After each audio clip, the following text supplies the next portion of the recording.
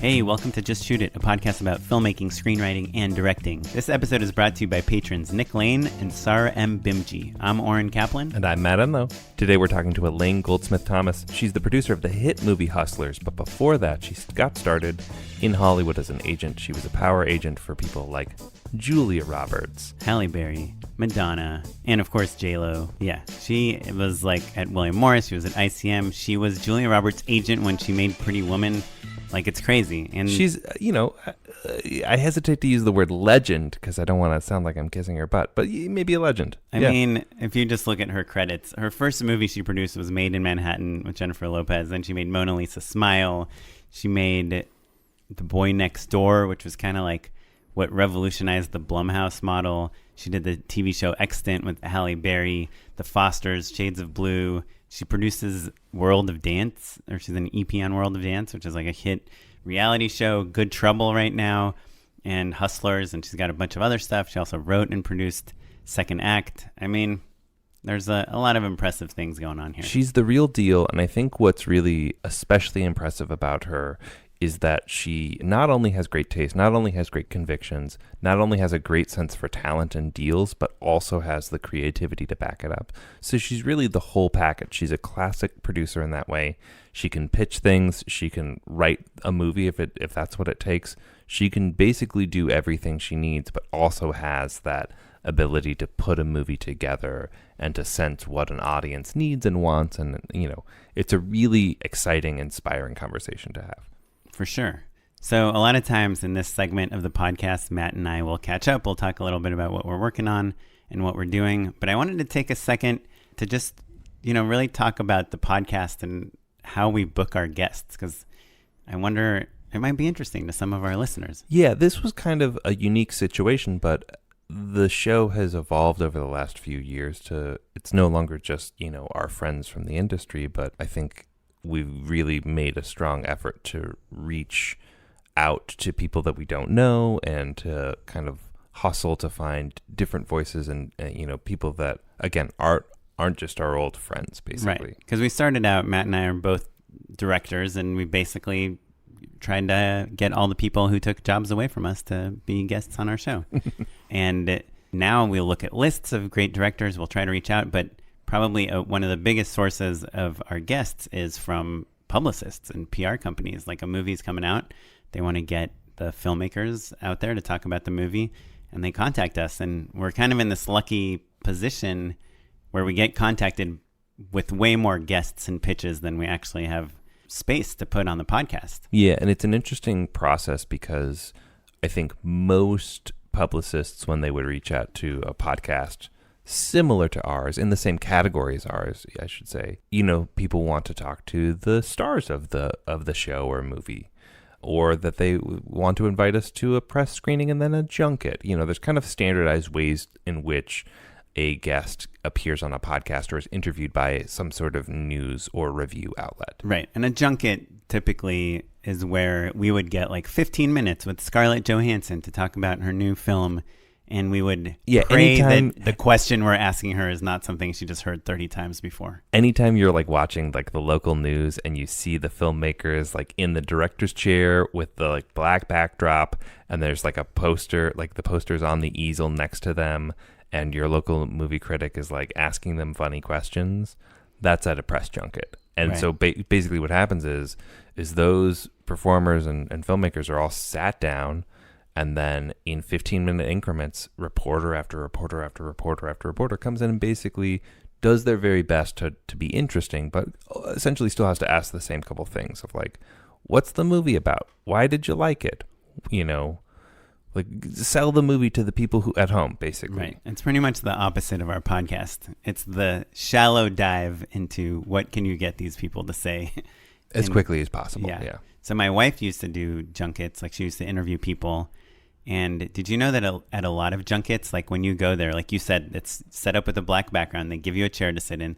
They give you the posters are already there. Yeah, you're in the ballroom at the Radisson, basically. But also they have the cameras set up and the lights set up and the audio set up. So you actually aren't filming anything. Yeah. They're doing it for you, and you go, you do the interview, and then they just give you a memory card, like a compact flash card.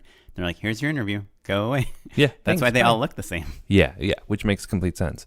But so when we start to work with a new PR company, we have to educate them a little bit on the fact that we're not going to ask them for actors. We're not going to ask Elaine, for instance, what it's like to work with J-Lo, or like want to like figure out what the funny anecdote was to sell the movie to, your average listener back home. And once they realize like, oh, this is a real in-depth conversation about filmmaking, then they kind of get to use it as an antidote or as a way to break up the pace of a junket. So like they'll send a town car with their fancy director over, and we'll like hang out and on the afternoon, or oftentimes at the end of a long day of press screenings. Right. So the other interesting thing is that we usually insist on doing the interview at my house. Yeah. Even if that means missing out on a great interview most of the time. And that's also partially just due to everyone's schedules. Right. Like it's hard to get an hour plus, probably closer realistically to 2 hours with an exciting director is kind of hard to do in the middle of the day. Yeah. I think for the first couple of years, we flat out rejected any phone interviews, even if it was with someone huge, just because we didn't feel like it would be part of the DNA of the show. Now we've done a few remote ones, and they've actually been pretty good. But I actually learned from the Making Movies Is Hard guys how to do a good remote interview from a technical standpoint. So when we got contacted from this Jake O'Connor at Sunshine Sax, and he told us about Hustlers and that Elaine Goldsmith-Thomas would be a great guest for our show, we were interested. But due to scheduling issues and all these different things, we couldn't quite get her to come to my house. It happened to be that it was Hustlers opening weekend, and it did very well. I might say much better than expected, than they thought it would do. I think it's one of those pleasant surprise sort of situations. Right. No one expects to have a hit movie on their hands, right? Yeah. So all of a sudden she has this giant hit, and we are this podcast that is trying to get her to come to my house some evening, the opposite direction from her house. And they said, well, look, we probably can't make it work so that she can come to your house, but can you come to her office on the Universal lot? Which we were like, sure.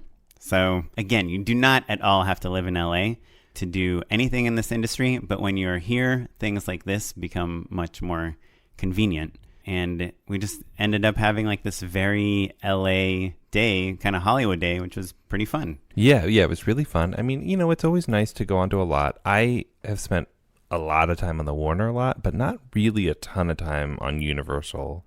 And the fun part about the Universal lot is it's also part of the Universal Studios theme park. Yeah. There's literally trams driving through the back lot where people are working and shooting stuff and developing things, and they look at you to see if you're famous. And there's also rides, and you drive by like the Back to the Future. Yeah, there's a giant place. minion looking down on all of us. Yeah, so it's really cool. And after our interview, we ran into another person we know, Bill Krebs, who's one of the co-showrunners on Good Girls, NBC's Good Girls. And so we went to their set. We also know the DP of that show. And it just felt cool that, to walk around and reconnect and remember the people you are. And it's just kind of the things that you happen into when you are around here and around the business. Oh, and the other thing that happened is we had told Elaine about another guest that we wanted to get on the podcast. And literally, as soon as we finished recording the podcast, Elaine picked up her phone and called that guest and told her to be on our podcast. Yeah, which I think when you listen to the interview won't surprise you at all. Like, Elaine's the person who knows what she wants and doesn't suffer fools or waste time going to get it. And so she was like, oh, I had a great time. I think that this person would be a great guest. I think that would be a good service for your listeners. And also that person would really like it. And like before we even had finished saying the person's name, she just was calling them. It took me a couple seconds to realize that, she just called the office and is setting it up. Yeah. So now we're going to use Elaine to book all our guests because she seems to get people to answer their phones. Yeah. She's been kind of ignoring my emails on the subject, which is strange. But Matt has quite a few web series pitches he'd like to tell you about, Elaine. Yeah. So Elaine, if you're listening, J-Lo would be great for, one of the side characters. Yeah. The other thing that was a real treat about talking with her is that she didn't sugarcoat how hard it is to make a movie, right? As a person who's made a ton and knows many, many movie stars and has them attached to her movies, and also how hard it is to make a movie with her, you know, like not in a mean way, in a matter-of-fact way, just acknowledging that like you have to build your network and build your connections in order to get scripts onto the desks of the people who are, in this case, gatekeepers. This was like a classic Hollywood day in a way that I haven't had in kind of a while. Right. Probably my favorite part of the conversation was exactly that, when we assume that she has the power to say, I like the script and I'm going to get this, you know, A-list talent attached to it. But then she, from her point of view, has a very hard time to get movies Still greenlit. Climbing uphill. Yeah. So everyone is battling, whether you're trying to get your short film into the local film festival or you're trying to get your, you know, $40 million feature with A-list talent. Hit movie into theaters. Yeah, so interesting.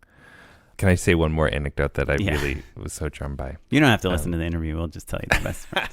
No. So while we were there, we were kind of, because we're in the offices and stuff, I think you and I so frequently now we're in this kind of new style of office that's an open floor plan, and there's like a bunch of people, and there's maybe a couple productions going, and everyone's 22, and you know, it's a great time and it's very familiar. I always joke like we work in a lot of offices with empty kegerators and unused ping pong tables. Yes. And Elaine was in like a bungalow, you know, next to Amblin and the old Hitchcock bungalows, and it's like, you know, they're small, across from sound stages. Yeah, next to the Will and Grace building. Like what you first thought that Hollywood studios would look like, that this is where she's working. And she did a thing that I'd forgotten that people do in those offices, where she'll be working, she'll be reading a script or whatever, and she'll just kind of say loud enough that everyone in the office can hear it, like, get me so-and-so. Yeah. And get then, me Michael on the phone. Yeah. And then her assistant will like call up Michael's assistant and like be like, oh, this is Elaine from Michael, blah, blah, blah. And then she'll be like, Michael's on one.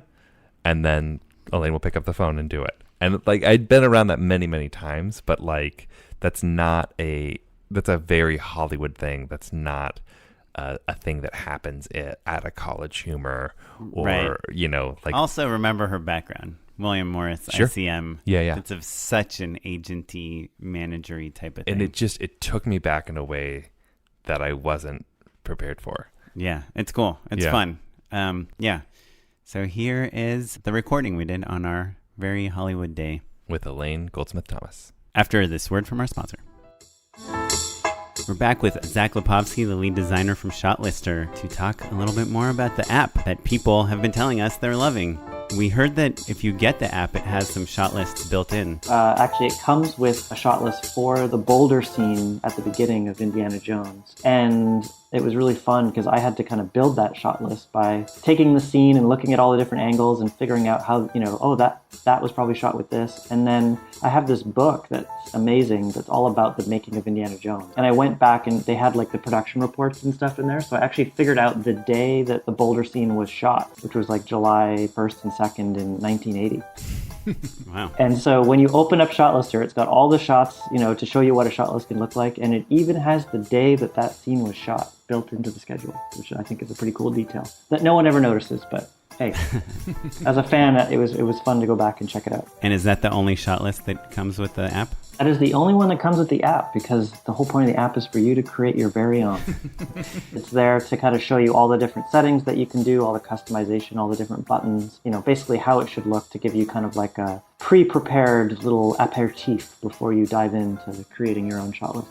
But Zach, what if I don't have the money to buy myself a copy of Shotlister? That's totally fine. We're giving 50 free copies of Shotlister away every month, forever. All people have to do is email at justshootitpod@shotlister.com, and we'll send them a free copy if there's any left. And if they don't get it, email us the next month. It seems like people have really been responding to it, and it warms our hearts. Yeah, and remember when you email Shotlister to let them know if you want the iOS, Android, or macOS version. I was getting all mushy, and Oren, you just go into the technical, in case you wanted to understand what our show was about. Yeah, I mean, we do it because people love the app, and we believe if you get a free copy that you'll use it and you'll love it and you'll tell everyone you know about it. If you are listening to this podcast, even months from now, even years from now, email justshootitpod@shotlister.com for your free copy of Shotlister. We are here with Elaine Goldsmith-Thomas. How's it going? It's going. Yeah, you had quite the weekend, huh? We did. It was unexpected, and we were overwhelmed. I was actually curious about whether it was unexpected, because it was unexpected to us. Because well, I mean, look, you see tracking and you hear buzz, but we've all been there. We're all a little gun shy. As Jennifer said, it's like puppies that have been maybe abused. You go, ow, because we've all felt the sting of armchair critics, and we've all felt the sting of where people don't show up and it doesn't make sense, and it's your baby out there. It's your baby. You don't love them any differently. And so you're incredibly vulnerable, and conversely, incredibly grateful when people embrace it with the fervor that they did this weekend. yeah, well, both Matt and I saw the movie in theaters separately. Good. Matt went to the rowdy screening last night. The Alamo Drafthouse does these kind of 21 and over, And they encourage you to kind of be you're loud. encouraged to be loud. So it's the 2019 version of what was that? Rocky Horror. Rocky Horror, exactly. Yeah. A little earlier in the night, though. So. I see.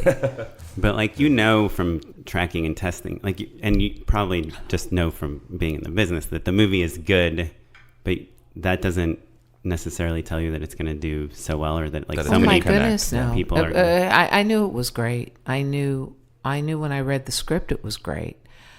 I knew it was complicated, but because it's complicated, it's difficult sometimes to sell. And add to that, you're selling in a universe where people are encouraged to sit down and binge watch fill in the blank. So you have so much competition to get them out of the houses that even myself included, I'll go, oh, I really wish I would have seen that. I think it's interesting to hear you talking about how hard it is to sell the movie when it probably a lot of filmmakers nowadays look at someone like you as someone that can kind of greenlight a movie based on I can't greenlight a movie. The only people that greenlight the movies are the ones with the money, and I'm not the one with the money. Sure. But I guess there's this idea that talent, attaching someone like J-Lo to a movie, is kind of what gets it greenlit. Is that not true? No, in this case it wasn't. Certainly, we had to do a lot. We had to hustle to get this movie made. It was passed on by everybody in town. Annapurna pulled the plug twice. They didn't step up to the table twice, I should say.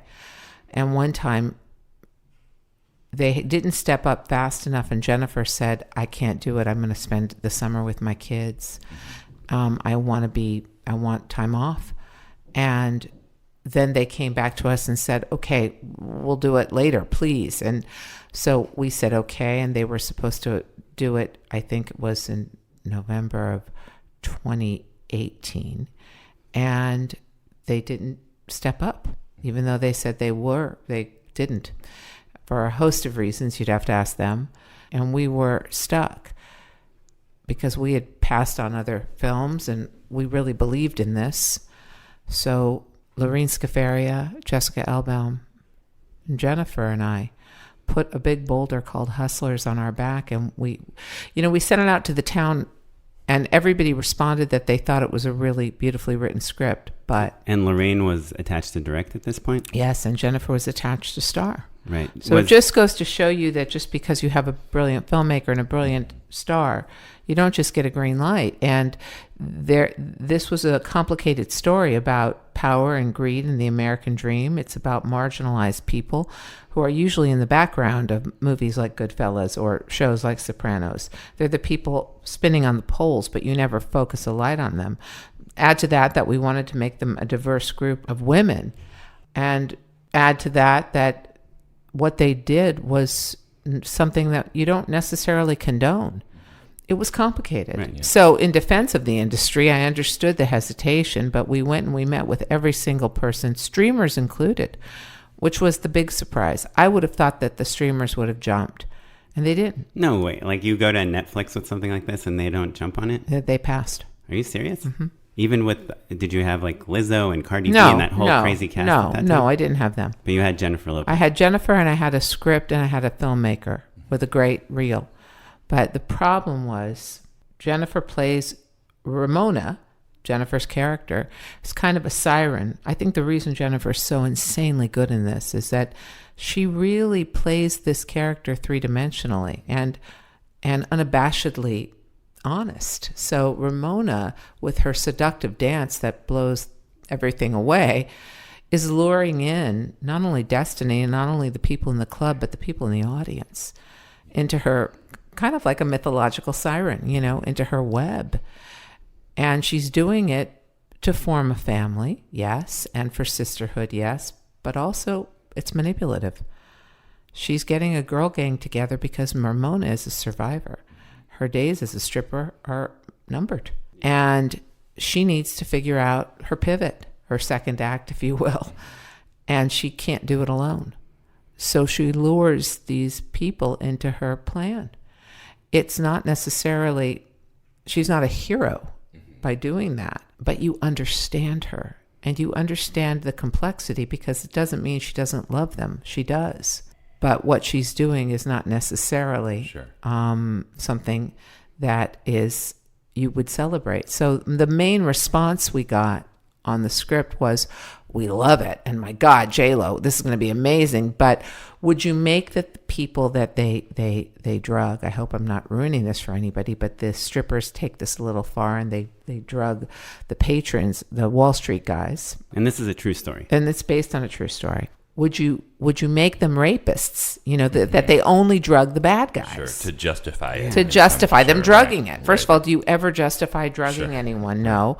And no, this is based on a true story. Yeah, that's like and I remember saying to one studio executive, would you say this to Leonardo DiCaprio? Would you say, okay, you're doing Wolf of Wall Street, but only scam the bad guys?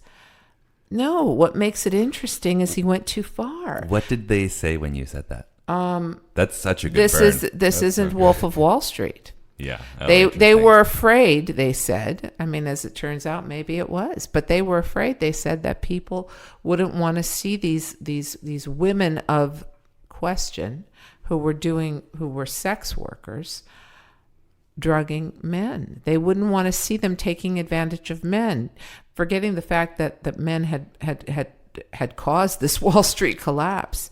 They were sure that the audience would be turned off to it, and it looks like they were wrong. Totally. One of the things I think of when I think of movies I really like what makes a good movie is that I'm surprised by what happens next. And when you start pushing the villains to be super big villains and the heroes to be super big heroes, nothing is surprising anymore.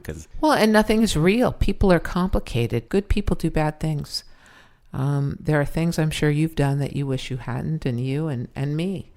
And we have to learn to forgive ourselves and be better tomorrow than we are today, right? And I think that that's Destiny's journey. I don't know that Ramona is introspective enough to say anything other than what's my next step. Destiny had more of a conscience. So what you see in these characters is gradations of ourselves. Mm-hmm. And that's what's compelling. I would call this a chick flick only because the industry, the boys club, sorry boys, it's okay. There's an insidious connotation to chick flick, as if it's something to be dismissed and it's trivial and it's light and it's bullshit. I think a chick flick is something with complicated characters for men and women. It gets you talking. I think the best movies are chick flicks. So now I'm going to start using that term in terms of successful movies, like broadcast news classics that you love. That's my number one, actually. It's up there for me too. It's brilliant, right? Yeah, it's so Jim good. Brooks, brilliant.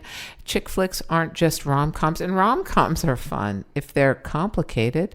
Meet the Parents. I'll call that a chick flick. It's a great comedy with great layers.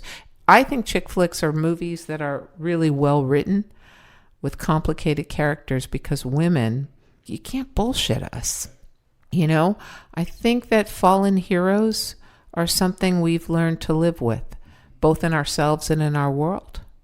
Yeah, I think probably the negative connotation to a chick flick is people just expect it to be cliche and obvious. And from the very But first scene, but wait a second. That's, I'm sorry to say, the boys' club, reducing women and women's movies and romantic comedies to something like that. But if you go back all the way to like My Best Friend's Wedding, where the girl doesn't get the guy.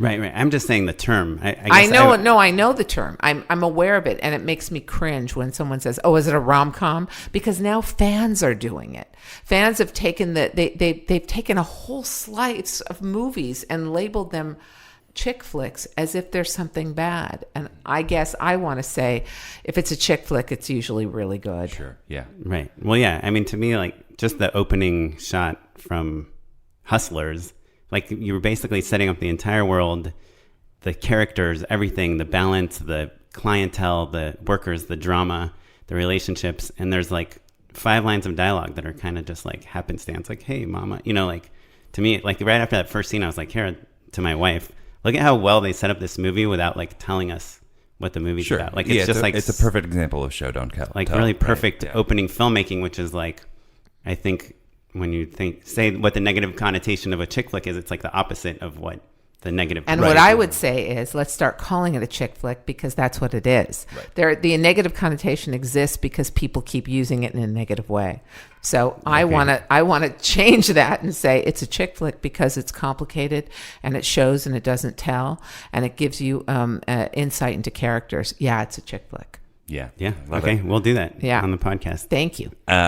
So let's take a look, actually, Elaine, because I think if you look at your IMDb page, right? I don't. Oh, sure. Well, I don't. Well, it's a long list of awesome movies, of chick flicks, right? That are in a very specific budget category, and none of them seem to feel like they're based on IP or anything like that.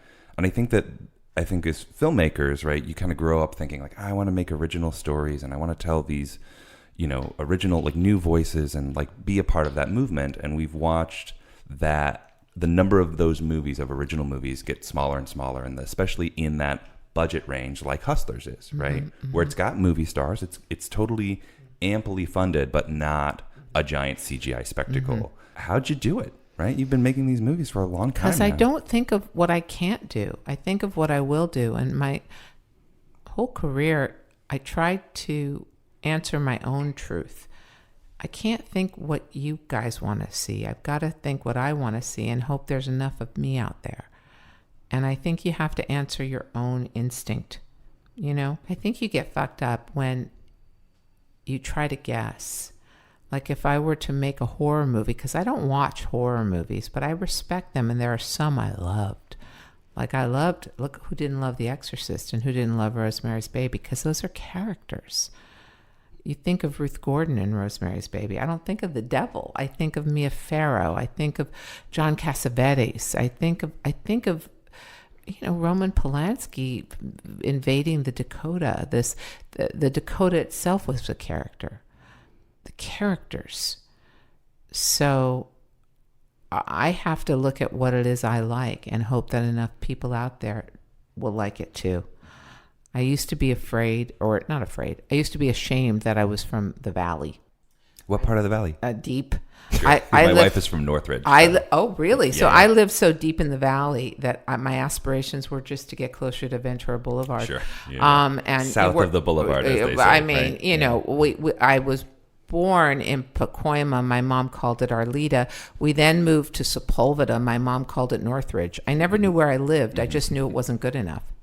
Sure. Yeah. You know what I mean? Yeah. She started doing what I call the Zamboni, polishing. Right. It was like, you live, just tell them you live in Arleta. Beverly Hills Just say you adjacent. live in Northridge. Yeah, I'm just hot. Oh, that's all I know, Yeah, Ma. I was Northridge adjacent. But I didn't realize it was my friend Carrie Woods years and years ago who said to me, you first of all, you've got a big V across you think you're some bon vivant world traveler. Everyone can tell you're from the Valley. I was insulted by this, but what I realized is it informed my strength, because it's very middle, especially in the 70s. It was very middle America out there.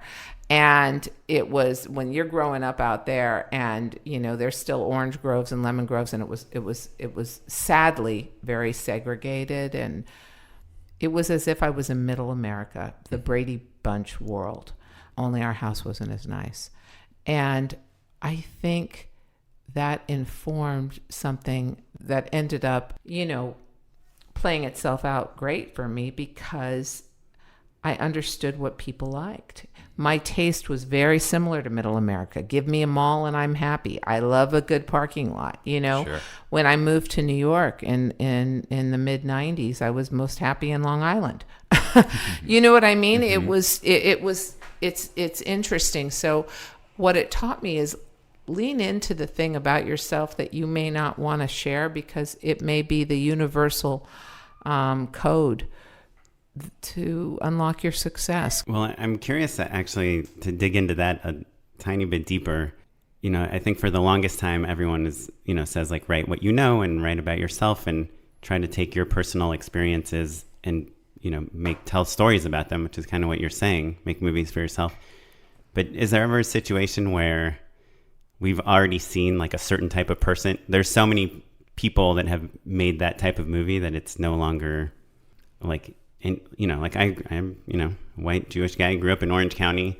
Like I could tell the story of my childhood, but it's been told, on film many times. I don't know if it's been told. You got secrets in you. I mean, look at that. What was that movie, American Beauty, that they did those years ago? Sure. Mm-hmm. Gosh, it was about suburbia, but it was about secrets, right? Mm-hmm. And now, Kevin Spacey, he did a great job. We understand why. He probably pulled on his own life. And, you're not just some Jewish kid who grew up in Orange County. There's stuff to you. There's layers to you. There's secrets. There's regrets. There's what if. I put myself to sleep at night sometimes telling myself stories, thinking of things, alternate universes. Mm-hmm. Different I opportunities. wonder if I lives. said yes here. Yeah. I wish I didn't do that. Creating worlds where I had or had not. Wondering what the future will be like. I used to really want to go back to the past. Now I really want to see the future. I really want to see it. Somebody said to me, I heard once, if you brought a person, I don't know how they would know this, but if you brought a person from 150 years ago into the future, what do you think the first thing is that they'd notice? What do you think? I mean, it seems like cell phones. It's like Cell phones, 1865. yeah. Oh, you think the first thing they notice, they come and they go, cell phones? Is that what you think? Maybe cars. Yeah. Yes. So I'm trying to think of what the biggest what visual the, thing. What this futurologist said they would do is cover their ears. Oh, sure. Because So the loud. way we process white noise, they would just be freaked the fuck out with the noise. We want to ask a real specific question, or kind of back to what I was talking to you about, like the original stories and what excites you. So when you get a new script or a project and someone's pitching you on making a movie, do you does the setting and the character, like if you saw it took place, for example, in Orange County versus at a strip club in New York or versus Afghanistan, do those care. settings make a difference to you? I don't know. I might be a little less if it was in the desert, but I care about the characters. And I would be interested in the time period. And I would be interested in universal questions because I believe people are interested in universal questions. I believe people want to know what's going to happen 150 years from now. So are we on space themes, station? the big themes are the things. Yeah, are we on a space station 150 years from now? I am dying to know. I believe that, I can't imagine that we're the only intelligent life in a billion universes. I'm dying to know. Will they ever make contact? That's a universal theme because it speaks to being alone, and it speaks to eternity, and it speaks to mortality, and it speaks to tomorrow. And I think that's interesting. I don't know if you do, but I do. So if somebody gave me the book Contact, which I remember reading when I was young and going, I love this. And then it got made. I wasn't that young because when it got made, I remember reading the script. There was one draft by this writer, Michael Goldenberg, that was just fucking brilliant. And it captured me. But again, I think movies are about characters. One Flew Over the Cuckoo's Nest. They're about characters. They're about survival. because I think we're all trying to figure it out. So I don't know. I didn't know what I wanted to do. I just felt like I needed to do something. And I think that my mom's Zamboni of my life, say you do this, say you do this. Yeah. That there was always made me feel like there was a little bit, you could always polish a little bit, probably. And when I was 17, before I was going to go off to college, I had a boyfriend who I worshipped, who was about 5'4", and I was about 5'7". Mm-hmm. And I just thought he was the biggest man on campus. I was in high school, senior year. I graduated early, actually, and he wanted an agent, and he was an actor. He decided he was an actor. Yes, and he was which cute. Is step one. He was cute. I won't say his name, but he was cute in those days, and he wanted Michael J. Fox. He wanted an agent. And he had heard that my cousin was a famous composer, Jerry Goldsmith, who was distantly related to me. And I was like, oh, yeah, Jerry, I'll call him, sure. I would do anything for this guy. I really wanted him to like me. And, I must have had the self-confidence of a gnat because, whatever he wanted money for his portfolio. Sure, I got money. And I, awful. Because I think my dad made me believe that no was just meant you needed to try harder. No meant try again. It was a game of getting the yes. And I learned how to get the yes. And so when I hear no, I was devastated, even as a child. So this guy who shall be nameless wanted an agent. So I worked at a card store, I think the summer between high school and college, and I got all the girls in the car. I got a list of franchise agents, which might have been close to 10,000. It was so tiny I couldn't read it, and I had good eyes then. And we all put them in order of where they were. And on my days off, I went in my dad's Dodge Dart Swinger that I put bathtub appliques over. God bless him for letting me do that. And the first place I went to was the William Morris Agency. The receptionist was there, and I said, I have an appointment with Mr. Morris. And she said, try Forest Lawn. And I learned that you get friendly to receptionist to get to the which is a cemetery agent. for those of our listeners that don't know. And I learned to get friendly to the receptionist to go to the agent. The agent, you go to receptionist, secretary, agent.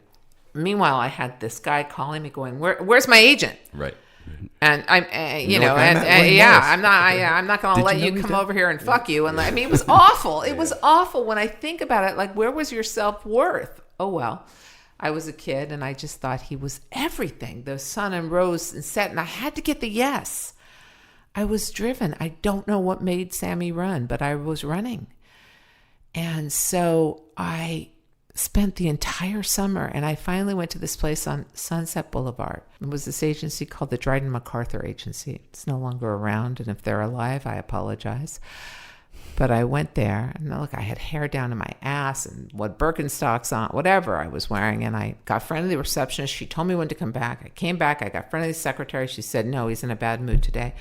And I was out of time. I had spent the whole summer. So I saw him behind a scrim. And I said, excuse me, can I see you for 2 minutes? I mean, for 1 minute and this guy who I was in love with was short. Mm-hmm. So I was trying to incite every short actor I could. I have like Al Pacino in, Dustin Hoffman, anybody I could think of that was short and cute. And I said, what's it going to hurt you? And he pops up, he goes, what? I said, what's it going to hurt you to give me 5 minutes to just listen to me? I mean, this guy could be somebody. And he goes, okay. And my heart was in my throat, and I go inside, and he's hitting on me and whatnot. And I'm trying to act professional. He said, are you his manager? I said, yes, I am. And here's his portfolio, which I had paid for. And there he is, leaning against a car, smoking, looking cool. And again, he was cute. And I said, he's talented. Trust me. I think he's got something. Had you ever seen him act before? I had in like school things, but it didn't matter. I realized suddenly that this was not a finite answer, that being an agent, that this guy was going to put his finger in his mouth to feel which way the wind was blowing. And I knew how to blow the wind. So I suddenly, in that moment, it clicked. And I said, you're going to regret it if you don't take 5 minutes and meet him. You'll say, there was this woman. He goes, okay, enough. So I go to the payphone because it's before cell phones. And I said, hi, so-and-so. I have an appointment with you. He goes, well, who else does he represent? Like, what a douche, And I said, I saw Lauren Green on a wall, but maybe that was somebody else. I don't know who he wrote. It was Hal Stallmaster. I said, just take the meeting. So it's the end of summer. I have to go up, and I'm going to do my first year at Berkeley. And I go up, and I am so homesick, and I'm calling him, and this is before answering machines, too. Or I think there were answering machines, but, he lived at home. Sure. And I'm calling, and I'm speaking to his mother, and she's saying, oh, he didn't call you back yet? And that's pathetic. And and finally he calls me, and he goes, you have to stop calling. It's embarrassing. And I went, okay, I just wanted to know how it goes. He said, I got a role if you want to tune in on Tuesday on Chips. Now, in those days, you'd get a role, you'd film it. It would be on like 2 weeks later, sure. I guess. They didn't bank it. So I got everybody in my dorm, and sure, through this agent? Huh? Was it through your agent? Yeah. That you got him? Yeah. No, the agent signed him.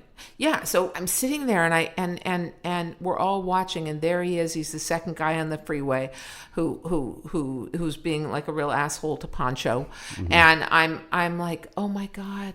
Now I think his face is going to be chiseled into the sure. bedrock of Mount Rushmore. I'm certain of sure. it. And I'm calling to say, I call him and I say, listen, it was brilliant. And I noticed that nuance that you did to, I could see. And, I realized that I had to feed the narcissist that he was. And by the way, I believed everything I was saying. I thought he was spectacular. And it was only a matter of time before he got a semi-regular role on Happy Days. Now it's Christmas break, and all I can do is wait to see him. And I'm calling. Finally, he agrees to see me. And he says, listen, Anson Williams and I are friends, okay? Donnie Most and I are like that. You've got to stop calling, all right? I'm an actor now. Do you sure. know what Stanislav means? And I said, yes, I do, because I was, I understood what method acting and all that. He said, basically, bye. And I was devastated, right? Did he ever say thank you? Well, it comes around. Life is funny that way, because I ended up finishing college and not knowing what I was going to do, thinking I could be a lawyer. Not sure. I went back to the Valley, and I was going to actually work on a show, but I heard there was an opening at the William Morris Agency. And I always remembered how great it felt when Ray Dryden said yes to me.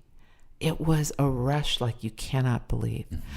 So I went for this interview, and the receptionist that was there was the one that had told me to go to Forest Lawn.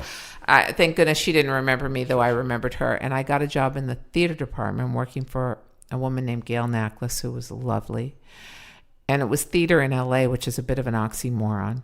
But I worked really hard. And after about 2.5 years, I got promoted to the motion picture department. I wanted TV, actually. But I got promoted to the motion picture department, and the first call I got on the desk was, "Hi, it's Ray Dryden for Peter Meyer, who was my boss." And I said, "Ray Dryden, do you remember me? I introduced you to this guy, and you got him this role on Happy Day, and I don't know what's happened, but oh my God, that's so crazy! What a small world!" And he said, "I want you to know I loaned that guy $12,000 and he skipped town. Now I think I'm going to be fired." And because he is best friends with my boss, and sure. and as luck would have it, my mom runs into this guy's mom in the mall, at Northridge Mall. And oh gosh, she says my son is back in town, and my mom says, so is Elaine, and they always wanted us together. They didn't know what a fucker he was. So they gave, my mom got his number. She gave it to me. I gave it to Ray. He gave it to his lawyer. And they collected their money. Now, what's interesting is that when I became an agent a few years later, because I was hungry to get the yes. Sure. And it was a maze that I was determined to run. Yeah, you've demonstrated. Yeah. And some fortitude to this he called me, and several times begging to see me. I'll do anything and it's interesting. You think, oh my God, that must have felt great. but it didn't. So it is odd how life plays out, and things inform your own character. But I was an agent for many years. I mean, I like I said, I graduated college young, then I started young. So I was an agent until, I was an agent in the late 80s all the way through the 90s, from William Morris, and then I decided to leave. That is one hell of an origin story. Yeah, that is it's a good great. one, but Yeah. it's also an example that you just don't know. There's no map, I think that it's interesting, though, even in the details that you choose to tell. Like, you can see how, you're figuring out Hollywood and you're getting that first taste, and like how that can kind of bring you back, how you kind of know what you're getting into a little bit more. I think there's a lot of really interesting little nuggets that you kind of collect and along it the was way, such a boys' club, William Morris, in the 80s. It was so abusive and bullying and entitled and scary. Sure, yeah. To be a loud Jewish woman from the Valley. Well, so you said you left, but you kind of went to the other side, right? The people that you were... You left the agency. You left now, the agency now side to become a producer. You know what it was? I always wrote. So as far back as there was a movie called Honeymoon in Vegas, and I'd read the script, and I called the writers. I was so ballsy. I called the writers and I said, "You need a better ending." In the movie, in the script, Did it was... you represent them? Or No. you just read the script? I had read it because they had submitted it for one of my clients, and I called them to pass. And I said, but I have an idea. Because in the script, it begins with this woman, Millie. This guy going, my wife is fucking Mike Tyson. She's fucking Mike Tyson. And then you see a picture of her with curlers, and Nick Cage goes, oh, yeah, okay, got it. But he's so desperate, he takes the case. I said, you got to pay it off at the end. You've got to, at the very end over credits, have Mike Tyson walking out with Millie, no picture, And he called, and they did. And he called me and he goes, that was really good. Do you write? And I said, I don't know. I'd had teachers tell me you should write my whole life. You probably also read like thousands of scripts at this point. I had read thousands of scripts, but I would see a movie and I'd say to my husband, they should have ended it this way. I was always rewriting. So interesting. Talk about the Zamboni. Sure. So I always, and it was Andrew Bergman who said, wow, you really should do it. And then later Ron Bass said to me when he was working on My Best Friend's Wedding. Were you representing actors or I represented actors. I represented Julia Roberts for most of her, from 88 till Erin Brockovich. Oh, so anyone that wanted to get her a script sent it to you. Yes. Yeah. Yes, and other people. But Julia's rise was meteoric, and are you the one that pitched the because doesn't Pretty Woman famously had a different ending originally? Well, yeah, that wasn't me. That was Pretty Woman was a dark movie called 3000, where the money floats down Hollywood Boulevard as they go their separate ways. But that was the script Julia had wanted to do was 3000, and then we sold it to Disney, and Gary Marshall, rest his soul, and Steve Ruther and Laura Ziskin, all rest their souls. Oh my gosh. Envisioned a more comedic movie, and Barbara Benedict actually did work on script on set, and it became Pretty Woman. No, that wasn't me. I was lucky enough to be a bystander at that movie and really learned so much. But it wasn't really the movies that Julia and I said yes to. It was the ones we were smart to avoid. Again, it reinforced my idea that speak to your own truth, and she often said that, I was more ambitious than she, my ambition, I wanted her to do these things. She's a brilliant actor, and I think was brilliant in those movies in the 90s and has continued to be brilliant in later movies. Can we just take a real quick detour, because I think our listeners, this is like real juicy stuff, and it might be a little too specific, but you represent Julia Roberts. Obviously, you're Jennifer Lopez's producing partner. You produced for Halle Berry. And so many of our listeners are probably like, I have this movie, I have this script, I just need to get some talent, attach someone, a name so that I can get it financed. Like, what is it when somebody sends you something that gets you interested, that gets you to read the script, that gets you to not pass? It's well written. There's a hook. Someone yelling, "We just need 5 minutes of your time." Always. And I'm very guarded about it. It's hard because I'm going to tell them not to stop, and then I'm not going to be the one that. But it'll get to me. It's hard because it's hard. You know, people try to reach me on Instagram. I have Sure. We saw like Followers. 60,000 followers. Yeah. It's a lot of people. It's like converting to Judaism. If someone comes and says, "Hey, I want to be Jewish," you'll turn them away. I won't turn them away, but it's hard. It's hard. So I don't know. There's no. I guess I would say there's no easy way to it, but you have to persevere. It will find its way to me eventually. I mean, I love the things I love, by the way, the industry doesn't love. I love period pieces. I love things set in the 70s. The industry doesn't.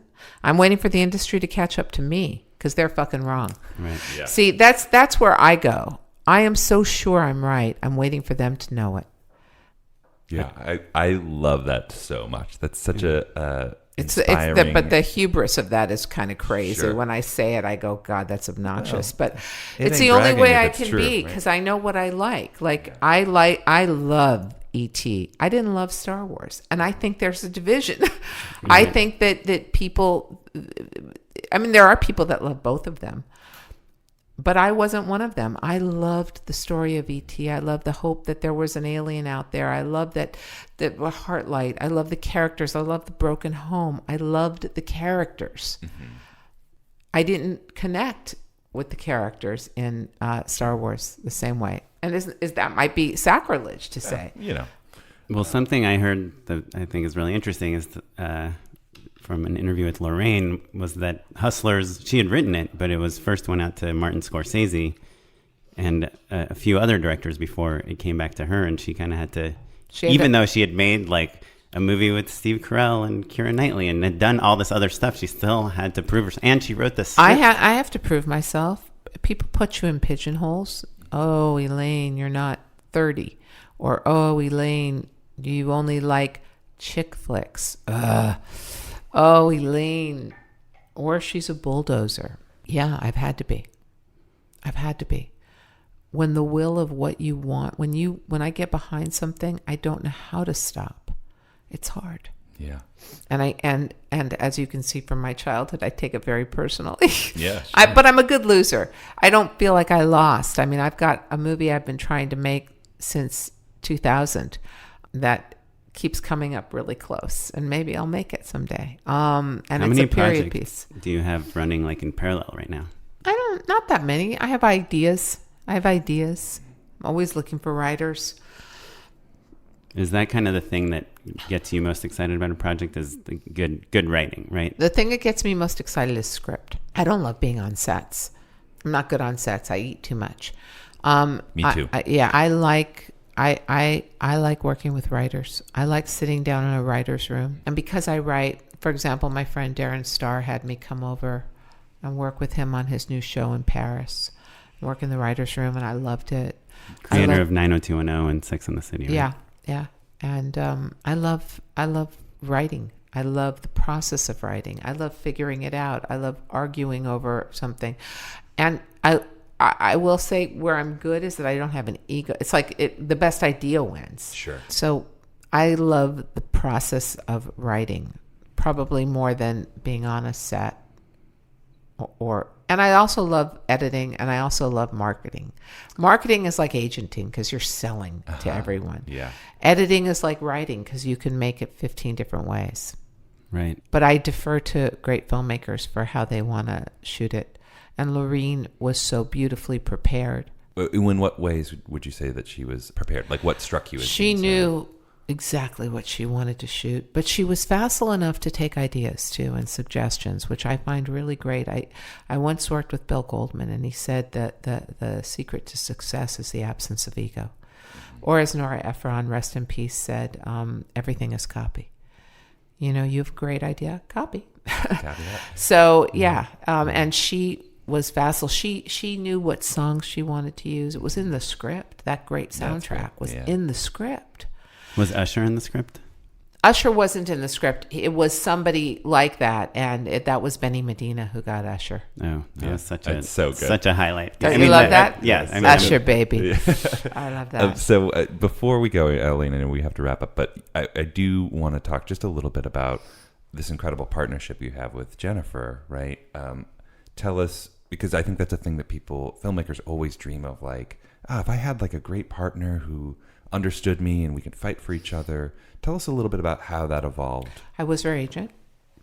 When I was an agent, I represented Julia and Jennifer, Madonna, Susan Sarandon, Tim Robbins, Spike Lee, a lot of people. Can I ask you a question about that? When people send you material for them, do you ever like read it and you're like, it's okay, it's got an interesting premise, and ever say like, hey, Madonna, are you interested in this? Like how much of a wall are you between them? And... Well, when I represented them, yeah. If I thought something was good, I would call.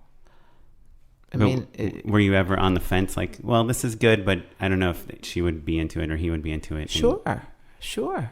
I mean, because it goes through the prism of what I'm interested in doesn't mean it's what they're interested in, and then you have to factor in what's going on in their lives and their other businesses, and I wanted Julia to do Sleepless in Seattle very badly, as did Nora. She passed. Wow. Yeah. So and was very happy with that choice. There was often times where I think that there was something she should do or somebody should do, and we didn't agree. And then there were times where on Erin Brockovich I read a draft early, and my next door neighbor actually in New York, Richard LaGravenese, came on and really did a polish, and that's when Julia got involved with he and Steven Soderbergh. So you saw the potential, but you felt like it wasn't there yet.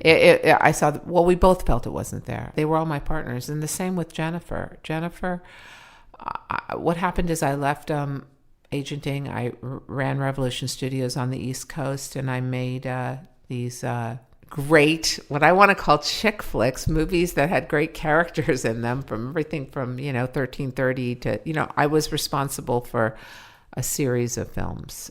And I was able to produce some of them. Then after that, I didn't know what to do. I didn't know what my pivot was going to be. And that's really when I started thinking about second act. And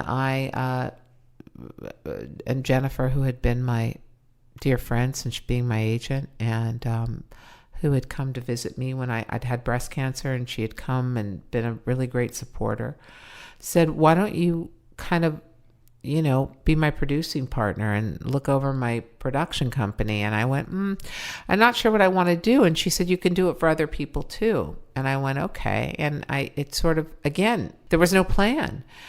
And then I sat with her. She was doing Idol at the time, I think. And I said, okay, so, I think every 10 years we have to reinvent ourselves.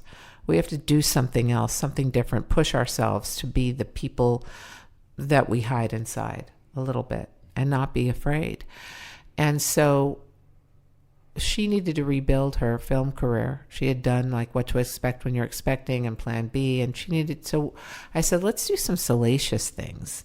So the first thing we did was join forces with Blumhouse, and we did Boy Next Door. Oh yeah, which was kind of re-energized like the Blumhouse. Yeah, Mm-hmm. it was and it was fun to work with them, and we all made some money. And then we had a deal with NBC. We made a big old deal. Then we decided, we found this complicated character named Harley Santos for Shades of Blue, and I said, maybe you do this. Then she was doing her show in Vegas at the same time, and it just started to spiral. And second act was kind of inspired at that time about not letting anybody stop you, not letting your age or your experience stop you. And what I would say to your listeners is, there are many ways to scale this mountain of life.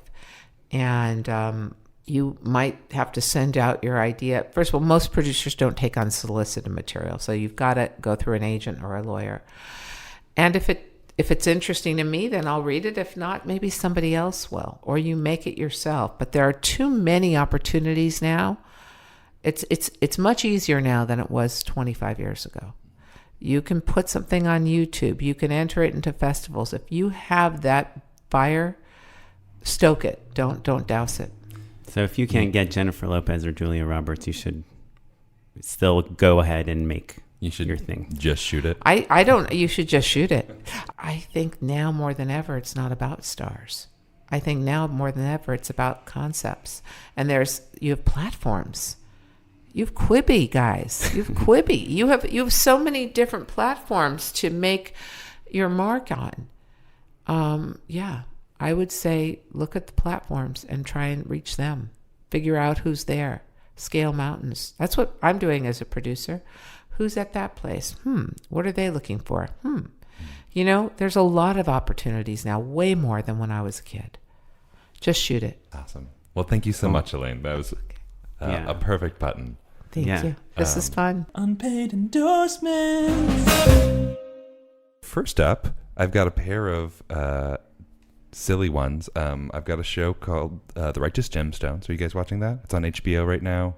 Yeah. Danny McBride, John Goodman, and Adam Devine play like this kind of like mega church pastor, but they kind of get into sort of some crazy antics and stuff. But it's really funny, and Adam Devine has always been pretty funny to me, but he plays kind of a sweetheart, kind of like a dumb sweetheart in this show, and it's really extra charming to see a different side of him. So Righteous Gemstones, we're about halfway through this season right now, so you can catch back up on HBO, and I've really enjoyed it.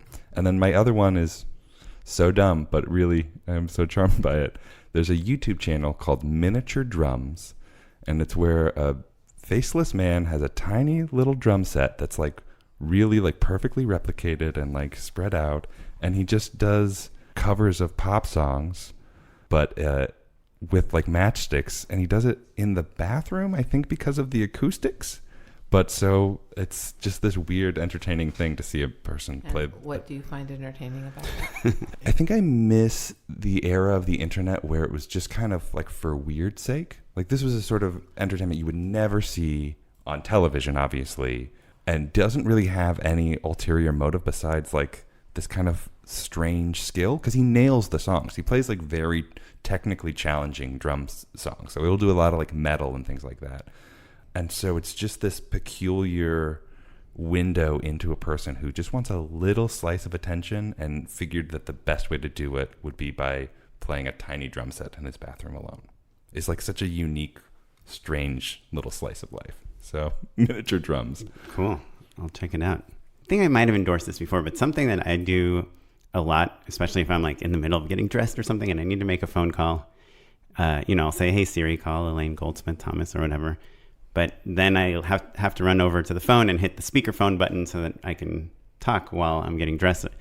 But I realized a few months ago that if you say, hey, Siri, call Elaine Goldsmith-Thomas on speakerphone, that Siri will already put it on speakerphone when I call you. Yeah. That's pretty good. That Siri knows how to do that. I am discovering shows that I love that everybody else has already known about, like Seinfeld. No, The Americans. Oh, yes. If you haven't binged all 6 seasons, you don't know what great drama is. It's beautifully done. Can I tell you, I started watching that show after the 3rd podcast I listened to. Someone said they love The Americans. There you go. It's so insanely good. I sought out the creators of it. It's amazing. I think Fleabag is amazing. Yes. It took me a couple episodes and then I was just hooked. I love Succession on HBO. I'm anxious to see the final season of The Man in the High Castle on Amazon and Mrs. Maisel. So that gives you a little insight into. And by the way, when I get really stressed, I watch The Great British Baking Show. I love it. So good. Even on reruns, I wonder how are they going to make that pavois? Yeah. Or is their jelly going to set? And will the layers be good enough for Paul Hollywood? I mean, I watch that. So those are my secrets now out to the people out there. Very embarrassing secrets. Yeah. That's Cool. great. Yeah. Well, thanks so much, Elaine. I love Just Shoot It. Yeah, and- Now I have to listen. Oh, For yeah, sure. Please, yeah. I'm trying to get Jessica Elbaum to come on the show also. Oh, good. She just called. Oh, cool. Yeah. Definitely get her. She's had two great, in addition to Hustlers, she found the article, not me. Oh, interesting. She also produced Booksmart. Right. And Yeah, she yeah. just produced, And Dead to Me. Yeah. And I mean, pretty much I can't watch something and not see her name pop up. Oh, well, good. She's a great girl, too. Well, cool. You can email us if you have any questions about what Elaine said. Let us know. You can email us at justshootapod@gmail.com. I'm at okaplan on Instagram. And I'm at Mr. Matt Emo. This episode is edited by Sarah Weirda. You're listening to the Free Music Archive's artist Jahzzar as our outro music. It's produced by Madeline Rosewat, and our webmaster is Una Williams. Thank you. Thanks. Bye.